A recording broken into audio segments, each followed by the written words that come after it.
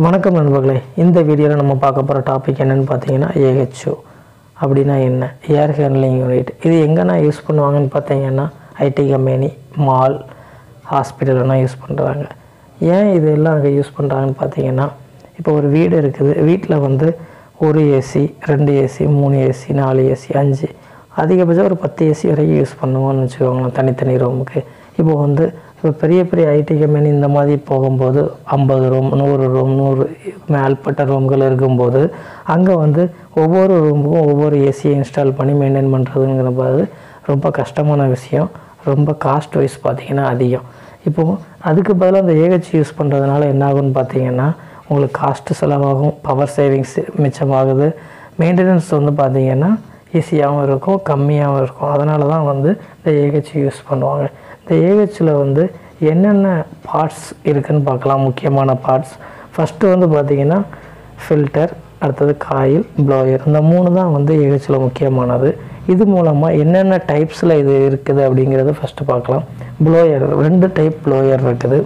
First பார்த்திங்கன்னா draw throw, second வந்து பார்த்திங்கன்னா ப்ளோ த்ரோ. மோஸ்ட்லி எல்லா இடத்துலையும் யூஸ் பண்ணுறது வந்து ட்ரா த்ரோ. ட்ரா த்ரோன்னா ஃபில்டருக்கு அடுத்தது வந்து காயிலுக்கு அப்புறம் ப்ளோயர் இருந்தால் அது வந்து ட்ரா த்ரோ. ப்ளோ த்ரோ வந்து பார்த்திங்கன்னா ஃபில்டர், ப்ளோயர், அடுத்தது காயில் இருக்கும். இதுதான் வந்து 2க்குள்ள வித்தியாசம். இதில் வந்து அட்வான்டேஜ், டிஸ்அட்வான்டேஜ் மைனூட்டாக இருக்கும். ஆனால் வந்து ரொம்ப ஒரு வித்தியாசம் இல்லை. ஆனால் நிறைய இடத்துல வந்து யூஸ் பண்ணுறது வந்து ட்ரா த்ரோ தான் யூஸ் பண்ணுறாங்க. அடுத்தது வந்து கூலிங் காயில். கூலிங் காயில் வந்து பார்த்திங்கன்னா சில்லர்லேருந்து எடுத்துகிட்டு வந்து கூல்டு வாட்டரை நம்ம இந்த ஏஹெச்சு கொடுத்தா அது வந்து சில்டு வாட்டர் காயில். இது சில்டு வாட்டர் இல்லாமல் விஆர்எஃப் யூனிட்டை யூஸ் பண்ணி அதிலேருந்து வர்ற கூலிங்கை கொடுத்தா அது வந்து டைரக்ட் எக்ஸ்பென்ஷன். இந்த 2 டைப்பில் வந்து கூலிங் காயில் இருக்குது. அடுத்தது பார்த்திங்கன்னா ஃபில்டர் வந்து பார்த்திங்கன்னா pre filter, bag filter, HEPA filter, fine filter, 4 filter இருக்குது. இந்த ப்ரீ ஃபில்டர் தான் வந்து முக்கியமான ஃபில்டருங்கலாம். ஏன்னா ஃபஸ்ட்டு இருக்கிற ஃபில்டரே வந்து ஃப்ரீ ஃபில்டர் தான். காற்றுல உள்ள டஸ்ட்டு எல்லாத்தையுமே ஆல்மோஸ்ட் ஃபில்டர் பண்ணுறதே இந்த ப்ரீ ஃபில்டர் தான். இந்த ப்ரீ ஃபில்டர் வந்து பார்த்திங்கன்னா 3 மைக்ரான் அளவுக்கு ஃபில்டர் பண்ணுறது. இந்த ப்ரீ ஃபில்டர் வெளியில் ஃபஸ்ட்டு இருக்கிறதுனால சீக்கிரம் வந்து டஸ்ட் ஃபார்மேஷன் அதிகமாகிடும். அதனால் இதை 15 to 30 days 15 days ஒன்ஸ் அல்லது மந்த்லி ஒன்ஸ் க்ளீன் பண்ணுறது நல்லது. அடுத்தது பார்த்திங்கன்னா பேக் ஃபில்டர் பார்த்திங்கன்னா இது வந்து வாட்டரில் நம்ம க்ளீன் பண்ண முடியாது, ட்ரை க்ளீனிங் தான் பண்ணணும். இது மோஸ்ட்லி 3 months தான் வந்து இதோட லைஃப் இருக்கும். அதுக்கு பிறகு கிளிய ஆரம்பிச்சிடும்.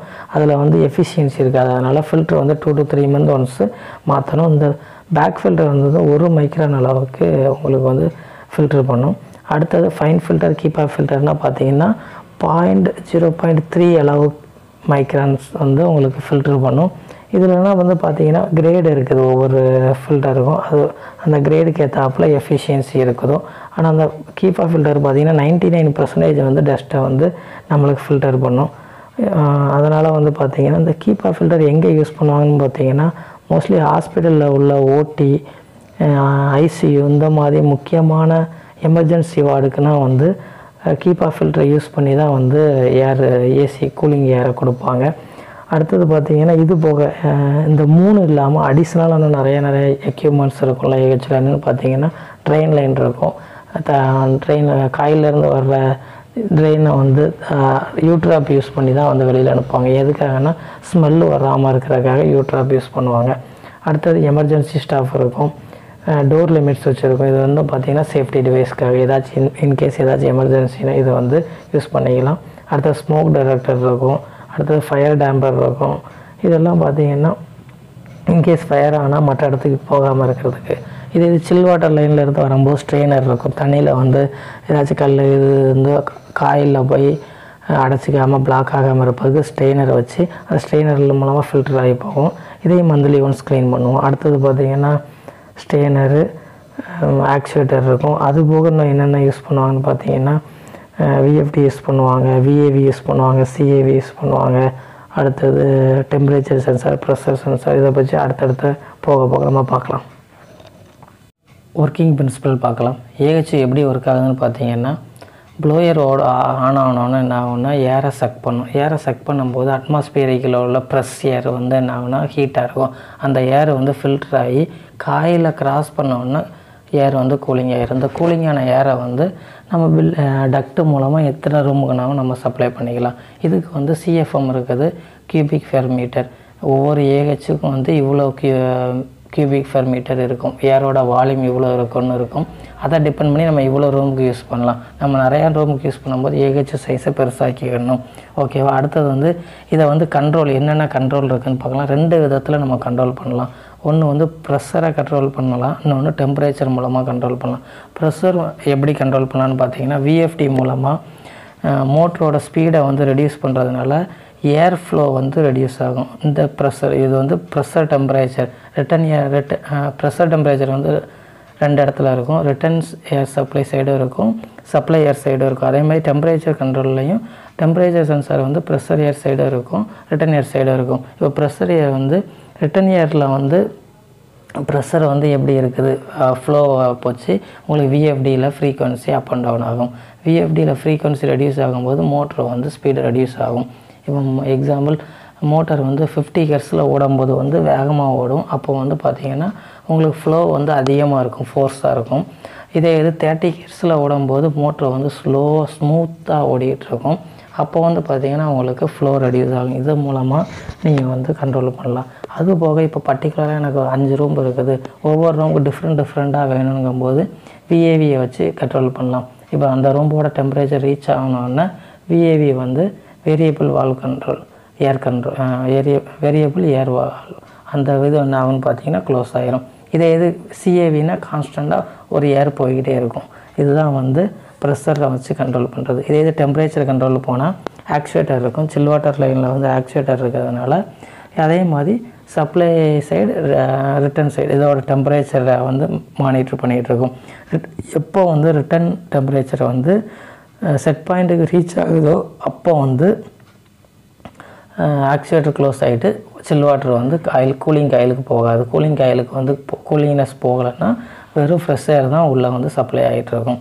அடுத்தது பார்த்திங்கன்னா ரிட்டன் ஏரை வந்து எடுத்துகிட்டு வந்து அந்த ரூமுக்குள்ளேயே விட்டுருப்பாங்க. அதனால் என்ன ஆகுன்னு பார்த்தீங்கன்னா உங்களுக்கு வந்து ப்ரெஷர் வந்து சில்னஸாகவே போகும். பாதி பைபாஸ் வால்வ் ஓப்பன் பண்ணி இது பண்ணுவாங்க. அது நம்மளுக்கு எப்படி வேணும், ஃப்ரெஷர் வந்து ஃபுல்லாக வேணும்னா ஃபுல்லாகவே ஃப்ரெஷரை யூஸ் பண்ணலாம். இல்லை 50% ஃப்ரெஷர் வேணும், 50% ரிட்டன் ஏரை வந்து எடுத்துக்கணும்னா அந்த மாதிரி ஆப்ஷனாக இருக்குது. அடுத்து ஆக்சுவேட்டர் கண்ட்ரோல் இல்லாமல் பார்த்தீங்கன்னா இப்போது டெம்பரேச்சர் சென்சாரை மென்ஷன் பண்ணி டிஃப்யூசரில் கண்ட்ரோல் பண்ணுறாங்க. இப்போ லேட்டஸ்ட்டாக ஆட்டோ டிஃப்யூசர் வந்துருக்குது. ஒரு ரூமில் வந்து ரீச் ஆகிடுச்சுன்னா டெம்பரேச்சர் சென்சாரை செட் பண்ணிக்கலாம். அதை ரீச் ஆகணுன்னா டிஃப்யூசர் க்ளோஸ் ஆகிரும். அது வந்து திருப்பி நம்மளுக்கு தேவைப்படும் போது ஓப்பன் ஆகிக்கும். இந்த மாதிரி ஆட்டோ டிஃப்யூசர்லனா வந்து இருக்குது, நிறைய மெத்தட்ஸ் இருக்குது. இதில் வந்து அட்வான்டேஜ் நிறையா இருக்கும். இதில் ஒரு சில ப்ராப்ளங்களாக பார்க்கலாம். நிறைய பேர் வந்து சொல்லுவாங்க, எனக்கு இந்த பர்டிகுலராக அந்த ரூமில் நல்லா கூலிங் இருக்குது, இந்த ரூமில் கூலிங் வரல, அப்படிங்கும்போது என்ன பண்ணலான்னு பார்க்கலாம். இப்போ வந்து ஏதாச்சும் ஏர் லீக், இப்போ ஏதாச்சும் ஓப்பனாக இருக்குது, ப்ளேஸ் ஓப்பனாக இருக்குது, டோரை ஓப்பன் பண்ணி வச்சா கூலிங் வெளியில் போய்கிட்டே இருக்கும். என்னென்ன அதே மாதிரி ஏதாச்சும் கேப் இருந்துச்சுன்னா அந்த மாதிரி கூலிங் ஏர் வெளியில் போயிட்டே இருந்துச்சுன்னா உங்களுக்கு மெயின்டைன் ஆகாது. அந்த மாதிரி எதுவும் ஓப்பன் பிளேஸ் இருந்தால் அதை க்ளோஸ் பண்ணிட்டா உங்களுக்கு வந்து கூலிங் வந்து மெயின்டைன் ஆகும். அப்படியும் இல்லை எல்லாம் பெர்ஃபெக்டாக இருக்குது, அப்படியும் கூலிங் மெயின்டைன் ஆகலான்னு பார்த்தீங்கன்னா என்ன சொல்கிறது, உங்களுக்கு வந்து ஃபில்ட்ரு பிளாக் ஆகிருக்கலாம். ஃபில்ட்ரு பிளாக் ஆகினா இந்த இஷ்யூ வரும். அடுத்தது பார்த்திங்கன்னா முக்கியமானது ஏர் பேலன்சிங். இப்போ வந்து ஏஹெச்லேருந்து வரும்போது ஃப்ளோ அதிகமாக இருக்கும். ஃபுல் ஓப்பன் பக்கத்துலேயே எல்லாமே ஃபுல் ஓப்பன் இருந்ததுன்னா ஃப்ளோ எல்லாம் அங்கே போயிடும். கடைசியாக உள்ளவங்களுக்கு ஃப்ளோ இருக்காது. அதனால் ஏஹெச்லேருந்து வெளியில் வந்தோன்னா பக்கத்தில் உள்ள டிஃப்யூசர்லாம் வால்வை வந்து க்ளோஸ் பண்ணி அதுக்கேற்ற ஒரு ரூமுக்கு எவ்வளோ CFM வேணுமோ அதை செக் பண்ணி கரெக்டாக செட் பண்ணிட்டா கடைசி வரைக்கும் கரெக்டாக மெயின்டைன் ஆகும். இதுதான் வந்து ரொம்ப முக்கியம். ஏர் பேலன்சிங் வந்து கண்டிப்பாக எல்லா ஏஹெச்சுக்கும் பண்ணணும், எல்லா ரூமுக்கும். அப்போ தான் வந்து பெர்ஃபெக்டாக கூலிங் மெயின்டைன் ஆகும். அடுத்தது வந்து காமனாக எல்லாருமே சொல்கிற ப்ராப்ளம் பார்த்திங்கன்னா டக்டில் வந்து டிஃப்யூசர் டக்டில் வந்து டஸ்ட்டு வருது. இதுக்கு ரீசன் வந்து பார்த்திங்கன்னா ஃபில்டர் வந்து எப்போ டஸ்ட் ஆகி ஃபில்டரையும் தாண்டி உங்களுக்கு அழுக்கு உள்ள வருதோ அப்போ தான் வந்து டிஃப்யூசரில் இருக்கும். அதனால் மந்த்லியோ 15 days ஒன்ஸோ கரெக்டாக நம்ம ஃபில்டரை க்ளீன் பண்ணும்போது இந்த மாதிரி இஷ்யூ வராது. அதுபோக டக்டை வந்து இயர்லி ஒன்ஸ் உள்ள க்ளீன் பண்ணலாம். அதுக்கான ப்ரொசீஜர்ஸ் நிறைய எக்யூப்மெண்ட்ஸ்லாம் இருக்குது, அதை ஃபாலோ பண்ணலாம். அடுத்தது பார்த்திங்கன்னா டிஸ்அட்வான்டேஜ் என்னென்னு பார்த்தீங்கன்னா, இப்போ வந்து இது வந்து ஒரே ஒரு கண்ட்ரோல் தான் இருக்குது ஏஹெச்ஓ. அது மூலமாக தான் ஒரு 50 ரூம்ஸ்க்கு சப்ளை ஆகிட்டு இருக்குது. இப்போ ஏஹெச்சில் ஏதோ மால் ஃபங்க்ஷன் ஆகிடுச்சு, மோட்ரு ஓடலை, இந்த மாதிரி கம்ப்ளைண்ட் வரும்போது என்ன ஆகுதுன்னு பார்த்தீங்கன்னா எல்லாருமே பாதிக்கப்படுவாங்க.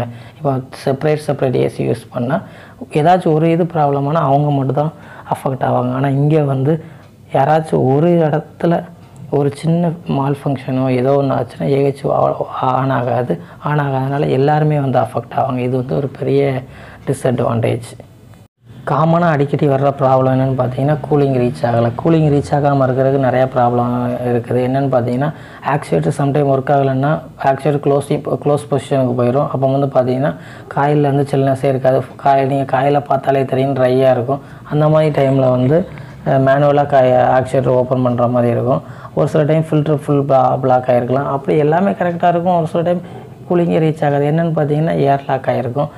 அதை வந்து ரொம்ப முக்கியமாக பார்க்கணும். ஏர் லாக் ஆகிருந்துச்சுன்னா ஏர் வீல ரிலீஸ் பண்ணணும், ஃபுல்லாக வாட்டரை வந்து இது பண்ணணும், ப்ரெஷர் இருக்குதான்னு செக் பண்ணணும், சர்க்குலேஷன் லைனில் எவ்வளோ ப்ரெஷர் இருக்குது, பம்பு ரன்னிங்கில் இருக்குதா எல்லாத்தையும் பார்க்கணும். இது எல்லாமே டிபெண்ட் பண்ணி கூலிங் வராமல் இருக்கும். ஒரு சில டைம் ஸ்மெல் இஷ்யூ இருக்கும். அது வந்து ட்ரெயின் லைன் பிளாக் இருந்துச்சு, அது வந்து இதாகிடுச்சுன்னா அந்த ஸ்மெல் இஷ்யூ வரும். ட்ரெயின் லைனை வந்து மந்த்லி ஒன்ஸ் ப்ராப்பராக க்ளீன் பண்ணுறது வந்து நல்லது. அந்த ஸ்மெல் இஷ்யூ வராமல் இருக்கும். வேறு ஏதாச்சும் நீங்கள் ஏதாச்சும் டிஃப்ரெண்ட்டாக ப்ராப்ளம் ஃபேஸ் பண்ணியிருக்கீங்க, இந்த மாதிரி இஷ்யூனா இருக்குது அப்படின்னா நீங்கள் கமெண்ட் பண்ணுங்கள். நான் வந்து ரிப்ளை பண்ணுறேன். எனக்கு தெரிஞ்சதை நான் உங்களுக்கு சொல்கிறேன். ஓகே, தேங்க்யூ ஃபார் வாட்சிங்.